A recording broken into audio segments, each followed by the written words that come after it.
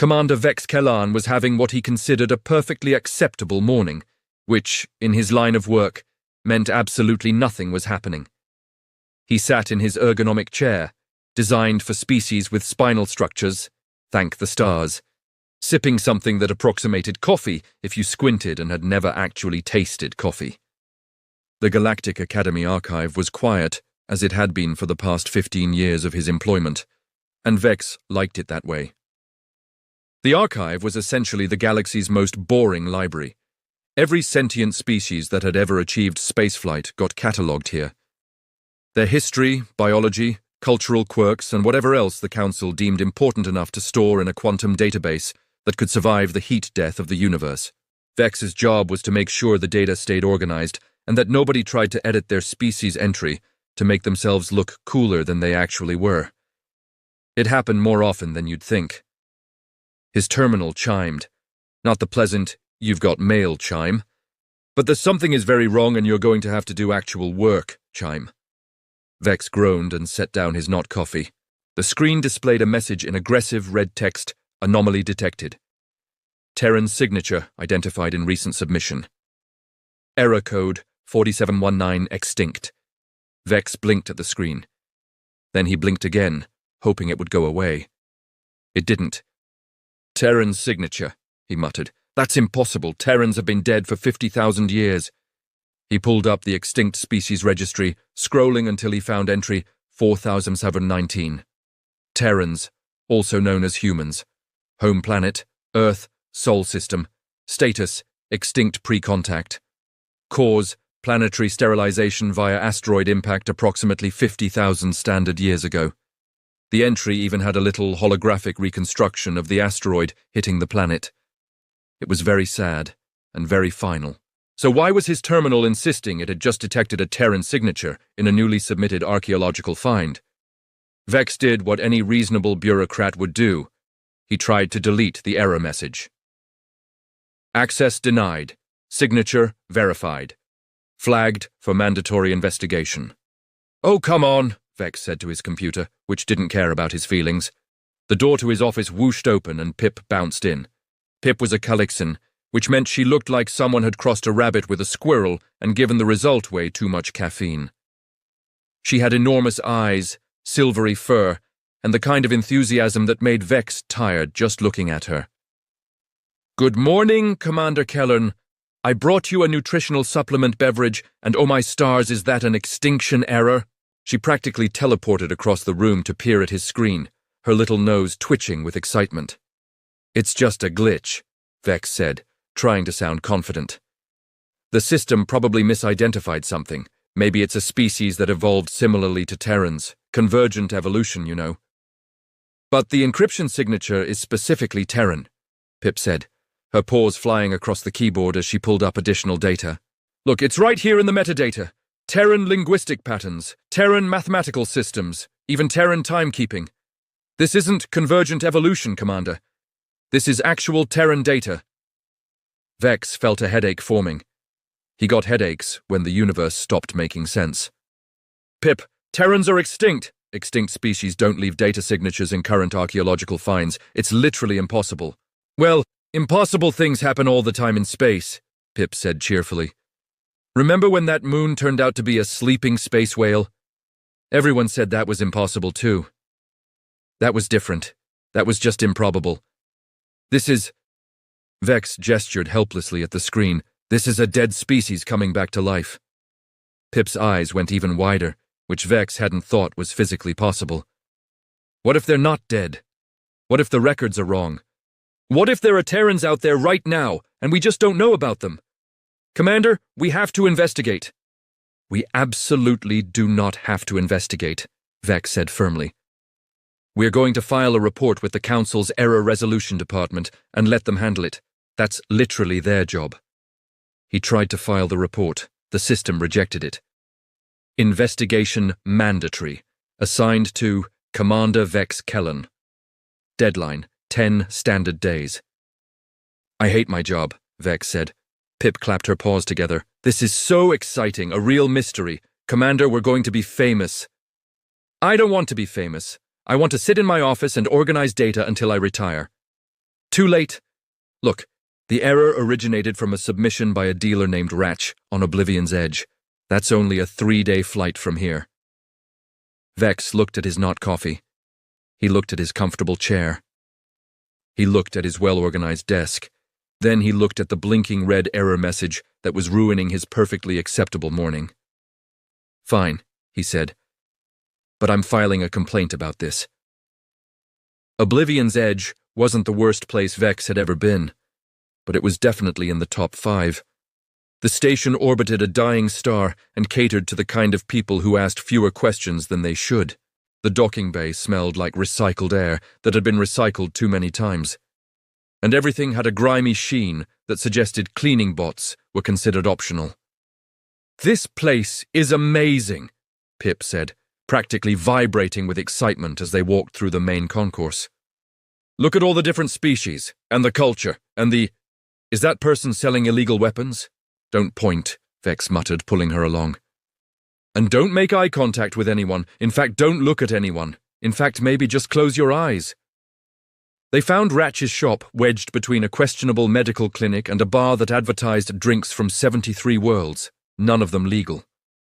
The shop's sign read, "Ratch's Authentic Antiquities" in flickering neon, which was already a lie, because Vex knew for a fact that most black market dealers dealt in authentic fakes. Ratch himself was a Dravican, which meant he had 4 arms, scales like tarnished copper, and a smile that suggested he'd sell his own molted skin if the price was right. He looked up as they entered, his expression shifting from bored to calculating in an instant. "Well, well," he said, his voice like gravel in a blender. "Official academy types. Either I'm about to be arrested, or you want something you can't get through legal channels." "Neither," Vex said. "We're here about a data submission you made to the archive 3 days ago." Ratch's eyes narrowed.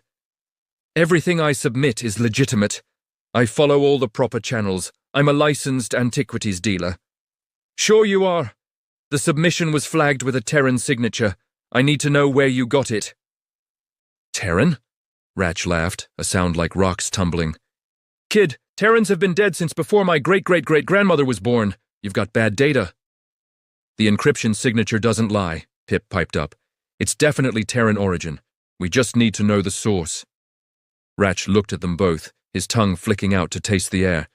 Vex had heard that Dravicans could literally smell desperation. "Information costs money. This is an official academy investigation," Vex said. "You're required by law to cooperate." "Laws are more like guidelines out here," Ratch said, examining his claws. "But I'm a reasonable businessman. Let's say 5,000 credits and I tell you everything I know." 5,000? For information you're legally obligated to provide? "Supply and demand, Commander. You want it, I've got it, and apparently nobody else does." Vex was about to argue when Pip stepped forward. Despite being half Ratch's size, she somehow managed to look intimidating. "How about this? You tell us what we want to know, or we flag your entire inventory for deep scan analysis. I bet we'd find all sorts of interesting things that aren't quite as legal as you claim." Ratch stared at her. Then he laughed, a genuinely amused sound this time. "I like you, little furball. Fine, fine. Professional courtesy between people who know how things work." He led them to the back of the shop, past shelves of dubious artifacts and containers labeled, "Do not open until insured." He pulled out a small metallic cube, about the size of Vex's fist, covered in strange markings. "Found this in a derelict ship about a month ago, drifting in uncharted space. No ID beacon, no registration.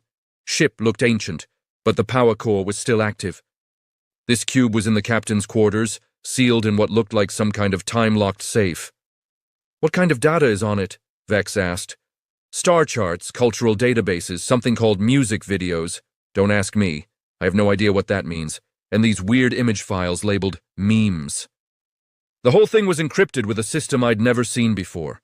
Took me 2 weeks to crack it, and when I did, the metadata said, Terran. I figured it was valuable as a curiosity, so I submitted it to the archive for authentication." "And you just left the derelict ship floating out there?" Pip asked. "It was falling into a decaying orbit around a dead moon. It's probably space dust by now." Vex felt his headache getting worse. You said the ship had no ID. What did it look like? Ratch pulled up a holographic image from his personal files. The ship was massive, cylindrical, covered in solar panels and strange modular sections. It didn't match any ship design Vex had ever seen in the archive. Weird, right? Ratch said. Primitive fusion drive, no FTL capability, but built like it was meant to last forever. Oh, and one more thing. He zoomed in on part of the hull. There were words stenciled in white. The Perseverance, United Earth Colonial Fleet. United Earth.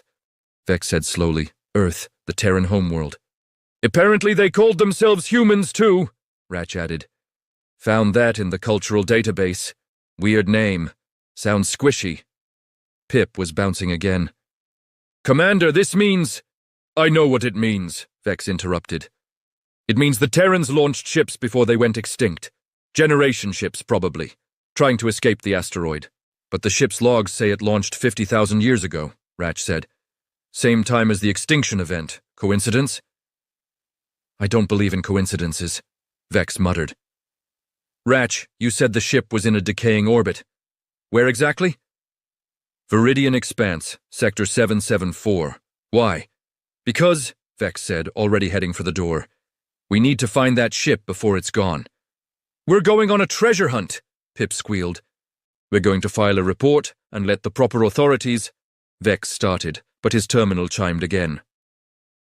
Investigation priority elevated. Direct examination required. Assigned vessel. Archive research ship Curiosity. I really, really hate my job, Vex said. The Curiosity was not the worst ship Vex had ever flown, but it was definitely designed by someone who thought minimal comfort was a luxury feature. It had research sensors, basic life support, and a navigation system that made passive-aggressive comments when you changed course. Pip thought it was charming. Vex thought it was a lawsuit waiting to happen. They'd been searching the Viridian Expanse for 2 days when the sensors finally pinged. Got something, Pip announced, her paws flying over the console. A large metallic object, Sector 774.03, exactly where Ratch said it would be. It's big, Commander. Really big. The view screen flickered to life, and Vex got his first look at the Perseverance. Ratch had undersold it. The ship wasn't just big, it was massive. A cylinder nearly 2 kilometers long, rotating slowly to generate artificial gravity, covered in solar arrays that still gleamed despite millennia of cosmic radiation. It looked ancient and powerful and wrong, like someone had built a generation ship using nothing but determination and spite. Life support is active, Pip reported. Minimal power draw, but the reactor's still running. Automated systems, maybe? There's no way anyone's alive in there after 50,000 years. Probably not, Vex agreed. But we're going to check anyway, because apparently that's my life now. They docked with the Perseverance through an airlock that, miraculously, still worked. The ship's automated systems accepted their handshake protocol after a brief hesitation, and the inner door opened with a hiss of equalizing pressure. Inside, the ship was a time capsule. The corridors were lined with doors labeled in Terran script. Hydroponics Bay 3, Medical Station, Crew Quarters. Emergency lighting cast everything in a dim blue glow. The air smelled stale, but breathable. This is incredible, Pip whispered, her voice echoing. It's like walking through a museum. A creepy, potentially haunted museum. They made their way to the bridge, following signs written in Terran languages. Vex accessed the main computer terminal, which lit up at his touch. The interface was primitive but functional. He pulled up the ship's logs. The Perseverance had launched from Earth in what Terrans called the year 2287. Its mission: establish a colony in a distant star system, carrying 10,000 colonists in cryogenic suspension. The journey was supposed to take 800 years. 800 years in stasis, Pip said. That's ambitious. Where were they going? Vex scrolled through the star charts. Alpha Centauri system, but according to these logs they never made it. Something damaged the navigation array about 200 years into the journey. They've been drifting off course ever since. For 50,000 years. The logs stop updating about 49,000 years ago, probably when the computer ran out of things to say about drifting through empty space. Pip pointed at the screen. Commander, look at the launch date. That's the same year as the asteroid impact. They launched right before the extinction event. They were running, Vex said slowly. Earth detected the asteroid and sent out generation ships as insurance policies. Smart. But Earth still died. So these colonists were the last Terrans in the universe, and they never even knew it. The thought made Vex's chest feel tight.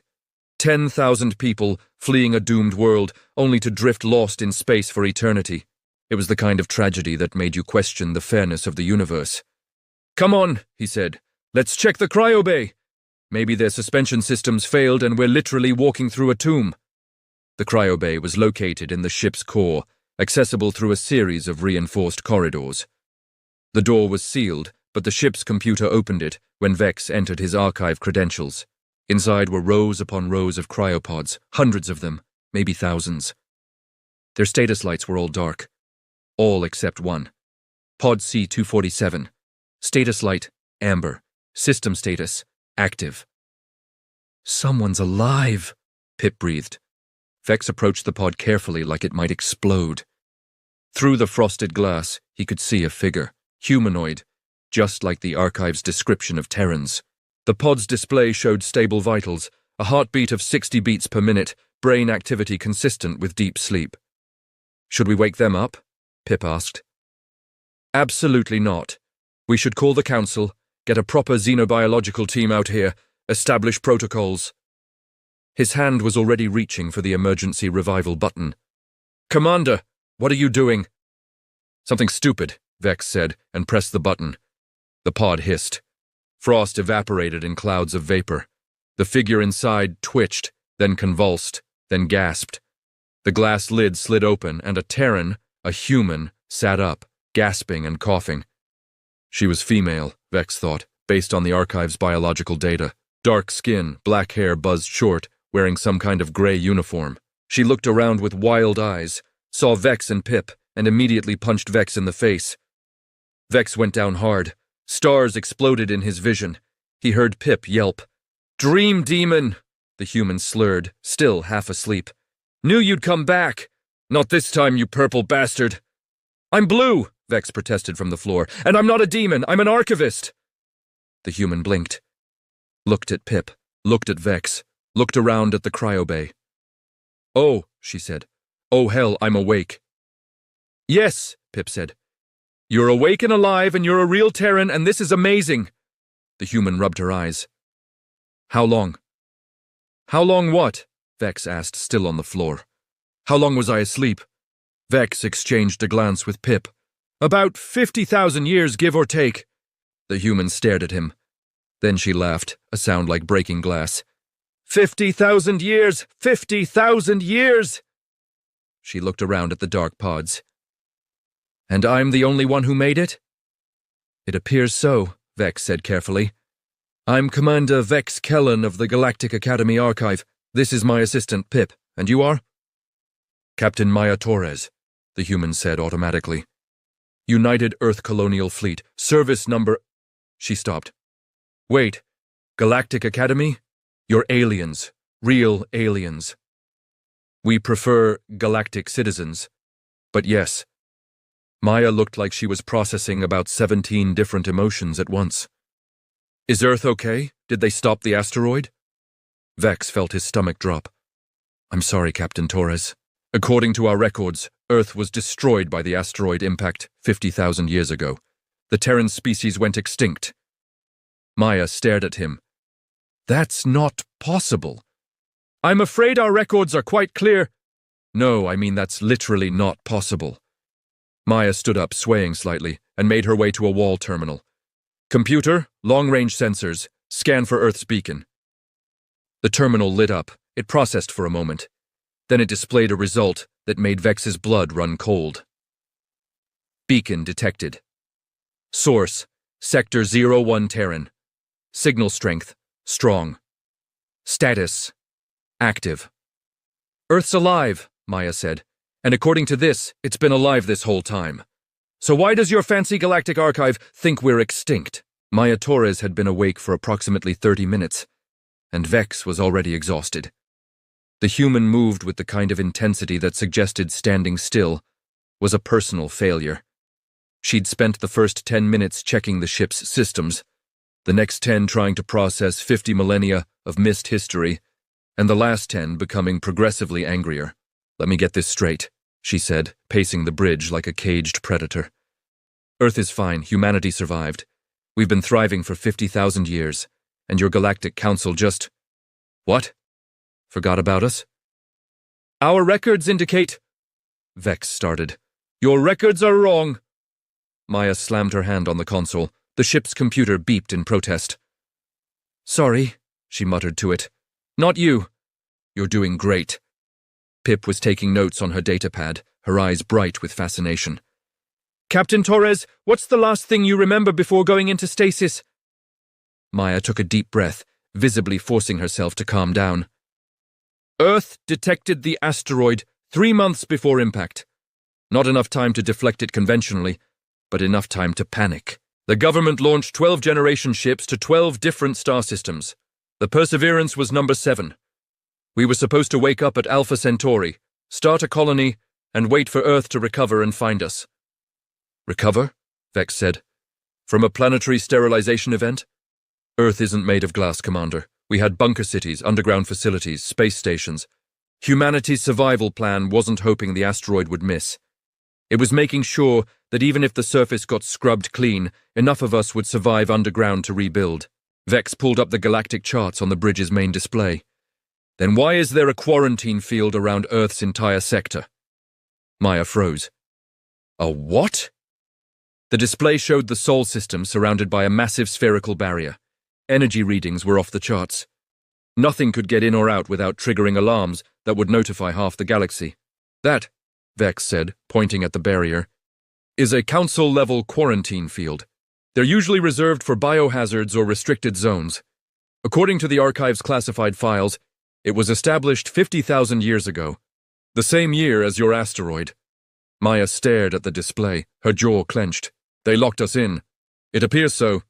Why? What did we do?" Vex pulled up another file, one he'd been avoiding looking at too closely.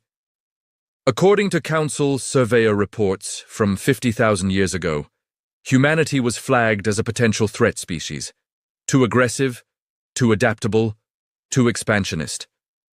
The projection models suggested that if left unchecked, humans would dominate the galaxy within 10,000 years." "Dominate?" Maya laughed bitterly. "We hadn't even achieved FTL yet. We were barely stumbling into our own solar system."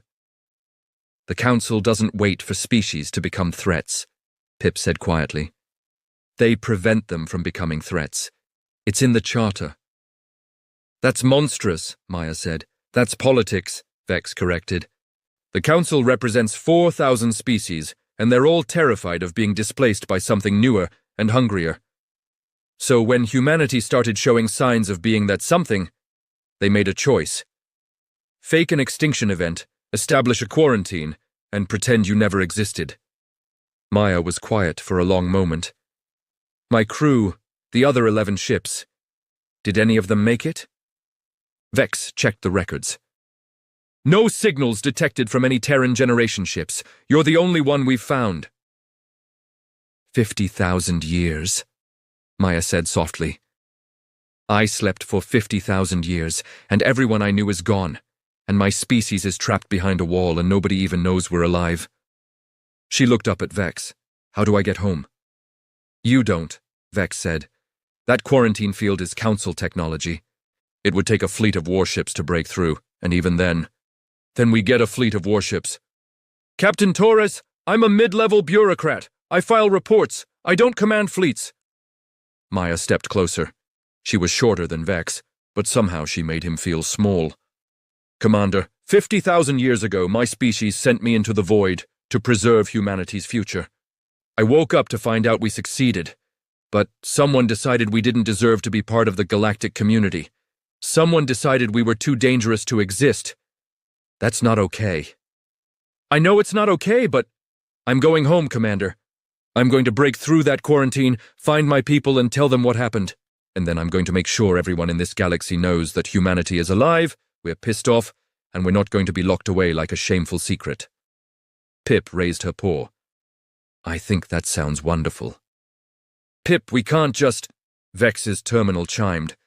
He looked at the message and felt his blood turn to ice. Council enforcement fleet en route to your location. Estimated arrival, 2 hours. Surrender the Terran specimen and all related data. Non-compliance will result in immediate detention. Specimen, Maya said, reading over his shoulder. They called me a specimen? They're coming to collect you, Vex said. We need to run. I'm tired of running, Maya said. She cracked her knuckles. Let's see what these council enforcers are made of. Captain Torres, they have warships. We have a research vessel with a sarcastic navigation system. Navigation system! How fast can we go? The computer's voice emerged from the speakers, sounding distinctly offended. My maximum velocity is 3 times light speed, though I would appreciate it if someone acknowledged my exceptional performance under stress. You're doing great, buddy, Maya said, patting the console. Can you get us to that quarantine field before the enforcers catch us? Theoretically, but I should point out that flying directly toward the thing we are running away from seems counterintuitive. That's because you're thinking like someone who's trying to escape, Maya said. We're not escaping. We're breaking the biggest story in galactic history. She looked at Vex. Unless you want to hand me over and go back to filing reports. Vex thought about his comfortable office, his organized desk, his 15 years of perfectly acceptable boredom. Then he thought about the look in Maya's eyes, determination and fury and hope all mixed together. I'm going to regret this, he said. Navigation, set course for the Sol system, maximum speed. Acknowledged, and for the record, I'm documenting that this was your idea. As the Curiosity leapt into FTL, Pip cheered. Maya grinned like a predator. And Vex wondered when exactly his life had turned into an action movie. 2 hours until the enforcers arrived. 6 hours until they reached the quarantine field. And somewhere beyond that wall, an entire species was waiting to be found. Humanity, prepare for company, Maya said. This is going to be interesting. The Curiosity was not built for high-speed chases, but it was doing its best. Vex watched the sensor display as 3 Council enforcement ships closed in behind them, their signatures like hungry sharks in dark water. They're gaining, Pip reported nervously, and they're hailing us. Again.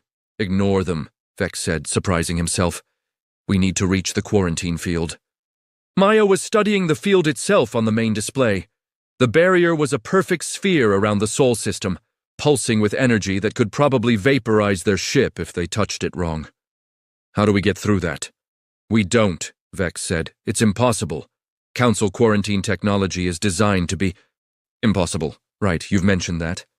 Maya zoomed in on the field structure. But somebody built it, which means somebody can break it. What's it made of? Quantum-locked energy matrices, Pip said. They exist in a superposition state that prevents any matter from passing through. You'd need the encryption keys from the Council's central database to deactivate it. So, we need to hack the Council's database. That's also impossible.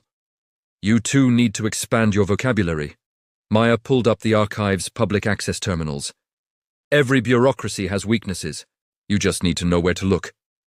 Vex watched in amazement as Maya navigated through public records, cross-referencing council meeting minutes, surveyor reports, and classified file indexes. For someone who'd been asleep for 50,000 years, she adapted to advanced technology disturbingly fast. Here, she said, pulling up a document. Council Security Protocol 4719. Implementation date, 50,000 years ago. Authorization, Grand Council Emergency Powers. Reason, containment of potential apex predator species. That's us, Vex said. They actually wrote it down. Bureaucracies always write it down, Maya said. It's their fatal flaw. And look here, the quarantine field's control codes are stored in the archive's classified database. The same archive you work for. Vex felt his stomach drop. I don't have clearance for classified files. But you have access to the archive's network, Maya pointed out. And I bet there are exploits in a 50,000-year-old security system. She's right, Pip said, her paws flying over her datapad. Commander, the archive's security protocols haven't been updated in 47,000 years. There are probably backdoors. everywhere. The ship shook as weapons fire streaked past them. The enforcement ships were in weapons range. "They're shooting at us," Pip squeaked. "Warning shots," Vex said. "They want us to surrender. Next volley won't miss." Maya grinned. "Then we better work fast. Commander, I need your archive credentials. Pip, I need you to route me through every proxy server you can find. We're going to hack the Council, broadcast the truth about humanity, and open that quarantine field." "All at the same time?" Vex asked. "Multitasking. It's a human specialty."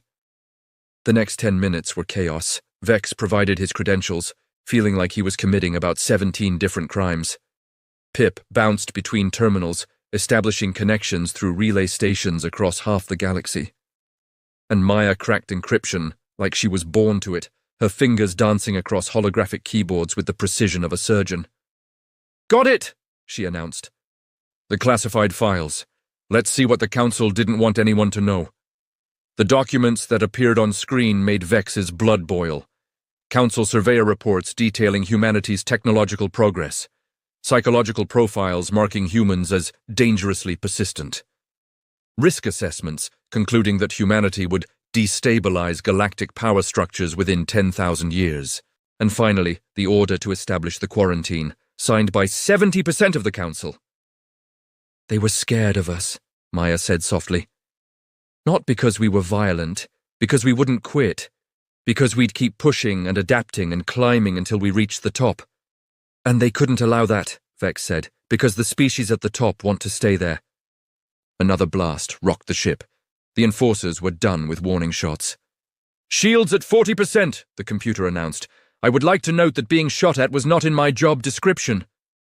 "How long until we reach the field?" Maya asked. 3 minutes, Pip said. "Then it's time to make some noise." Maya opened a galactic broadcast channel, the kind reserved for emergency announcements. "This is going to every communication relay in the galaxy. When I send this, there's no taking it back." Vex looked at the documents on screen. 50,000 years of lies. An entire species locked away because they were inconvenient. He thought about his comfortable office, his organized life, his perfectly acceptable career. Then he thought about Maya, who'd slept through millennia and woken up to a galaxy that had erased her people from existence. "Do it," he said. Maya pressed send. The broadcast went out across every channel, every relay, every communication hub in galactic space. The documents appeared on screens from the Council's central chamber to the seediest bars on the outer rim. Everyone saw the truth at once. The Council had deliberately quarantined humanity, faked their extinction, and covered it up for 50,000 years. And with the broadcast, Maya transmitted the quarantine field's deactivation codes. "Warning," the Curiosity's computer said. "The enforcement ships are charging weapons. They intend to destroy us."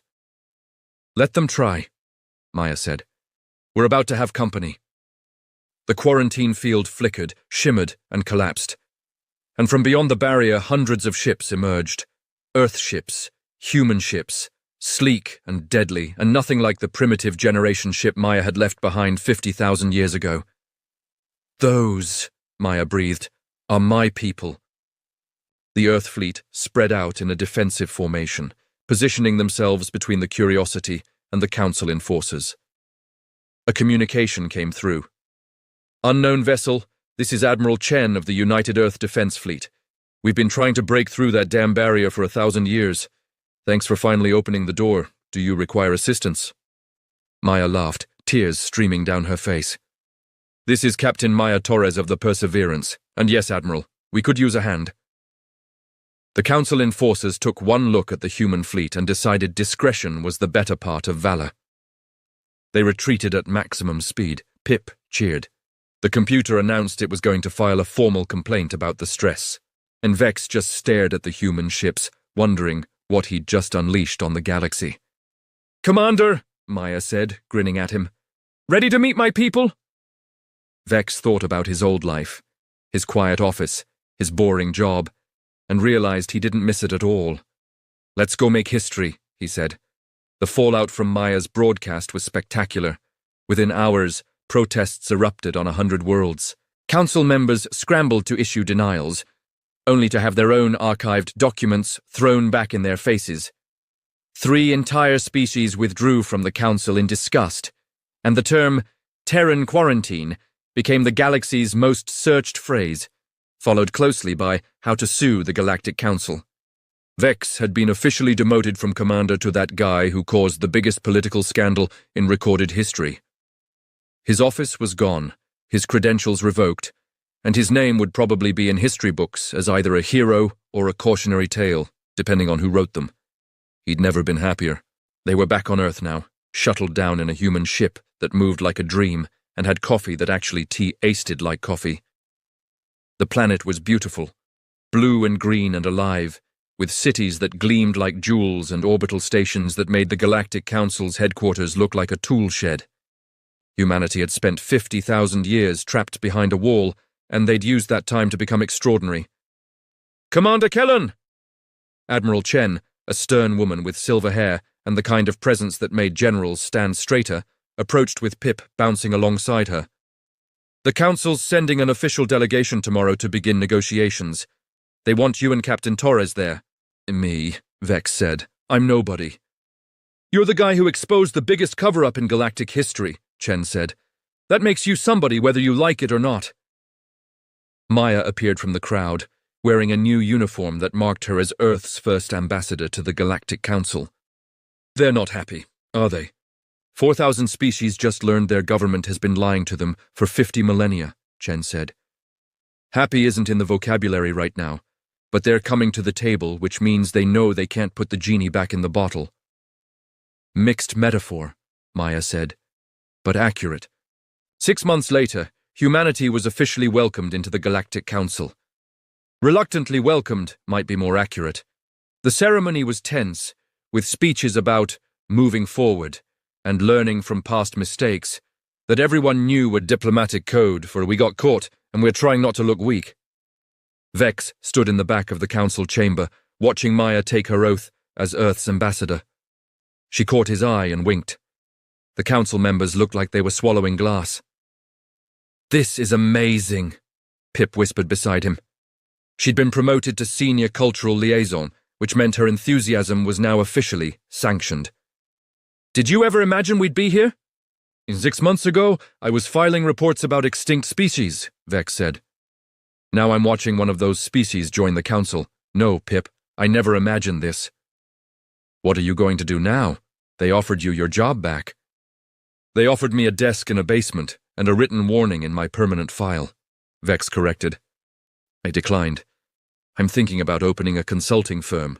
Turns out, exposing government conspiracies is marketable experience." "And Captain Torres? What's she going to do?" They watched as Maya finished her oath and immediately began arguing with a council member about trade regulations. The council member looked like they regretted every decision that led to this moment. "What humans do best," Vex said. "She's going to make herself impossible to ignore." The reception after the ceremony was held at a human restaurant that Pip had insisted on opening. It served something called fusion cuisine, which apparently meant combining Earth food with alien ingredients in ways that shouldn't work, but somehow did. The pizza, with Calixian honey and Dravican spice blend, was outselling everything else on the menu. "I'm a genius," Pip announced, reviewing the sales figures on her datapad. "A culinary genius." "You're a genius who's making the council members nervous," Vex said, watching a group of dignitaries eye their pizza slices with deep suspicion. "They're not used to humans being so present." "They better get used to it," Maya said, joining them with a plate of something that looked delicious and possibly dangerous. "Earth's been waiting 50,000 years for this. We're not going to be quiet about it." "The council's afraid you're going to take over," Vex said. "Of course we're going to take over," Maya said cheerfully. "Just not the way they think. We're not going to conquer anyone. We're going to open restaurants and sell music and make movies and tell jokes and generally be so annoyingly present that in a generation nobody will remember what the galaxy was like without us." "That's terrifying," Vex said. "That's humanity." Maya raised her glass. "To the impossible, the improbable, and the inevitable. May the galaxy never be boring again." They clinked glasses, or in Pip's case, her tiny cup, and drank. Around them, humans mingled with aliens, sharing food and stories and slowly, carefully, building something new.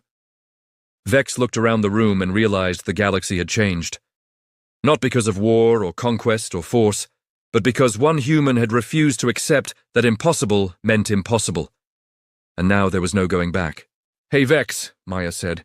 "Thanks for waking me up. I know it was against protocol." "It was the worst decision I ever made," Vex said, "and I'd do it again." "That's the spirit," Maya grinned. "Stick with me, Commander. Things are going to get interesting." "They already are interesting."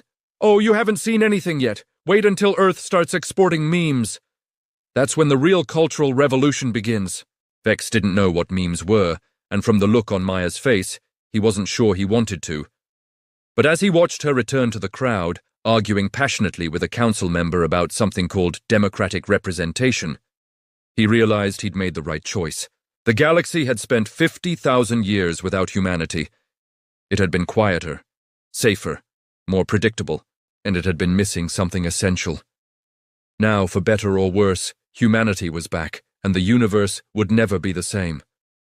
In the corner of the restaurant, Pip was teaching a group of Dravicans how to make pizza. The Dravicans looked confused but intrigued. One of them took a bite, and his eyes lit up, like someone had shown him the secrets of the universe. "This is incredible," he announced. "We must bring this to our homeworld." Vex smiled. Turns out the galaxy wasn't ready for humanity, but ready or not, here they came. And honestly,